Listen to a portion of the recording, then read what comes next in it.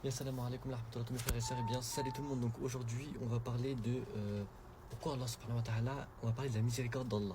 Pourquoi Allah subhanahu wa ta'ala, il laisse, par exemple, on va dire entre l'Israël et la Palestine, par exemple, les Israéliens faire du mal aux Palestiniens ou il laisse ses serviteurs faire du mal aux musulmans.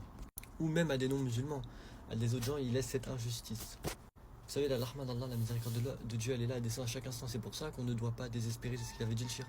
Ne désespérez pas car la miséricorde d'Allah elle descend à chaque instant, sinon on respirerait plus, on serait plus. La rahma d'Allah elle est immense et on ne connaît que très peu. Et nous on ne comprend pas, Allah ne nous a pas donné la compréhension de tout. C'est pour ça qu'on ne sait que très peu de ce qu'Allah nous a enseigné. Donc ne portez pas les fardeaux de ce qui se passe. On voit les vidéos de la torture, vous voyez peut-être les vidéos des explosions, etc. Vous dites ils ont souffert. Mais Allah, non, Allah subhanahu wa ta'ala, il enlève toujours l'âme avant le choc.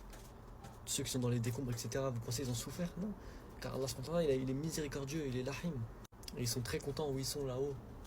Ici, on ressent qu'une goutte de plaisir ou de douleur. Dans l'au-delà, c'est un océan de plaisir, un océan de douleur. C'est pour ça qu'il faut faire très attention de ne pas faire du mal aux autres. Car si on doit être châtié, c'est très très douloureux dans l'au-delà. Dans le monde entre la vie et la mort, le monde de la tombe, le monde de Barzak et l'enfer, le Jahannam. Donc ne portez pas les fardeaux de ceux qui se font torturer, etc.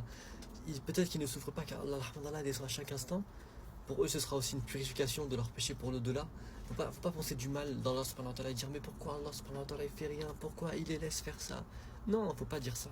Chaque chose qui arrive, c'est selon la volonté d'Allah. Même le mal. Et il faut pas penser du mal. Tout a une mesure. Nous, on ne comprend pas pourquoi. On voit ça, on dit mais pourquoi? On ne comprend pas avec notre tête. Pensez juste à la miséricorde d'Allah subhanahu wa ta'ala. La miséricorde d'Allah, elle est là. Et la vengeance divine aussi, elle est là. Car Allah subhanahu wa ta'ala, il a promis d'être avec les musulmans. Et les musulmans seront les gagnants, comme il l'a dit. Et Allah soutient les musulmans. N'écoutez pas ce que les médias disent. N'écoutez pas tout ce que vous voyez. La rahma d'Allah, elle est là. La miséricorde d'Allah, elle est là. Et on garde espoir en l'avenir, pour l'avenue d'Al-Mahdi alayhi salam, Inch'Allah.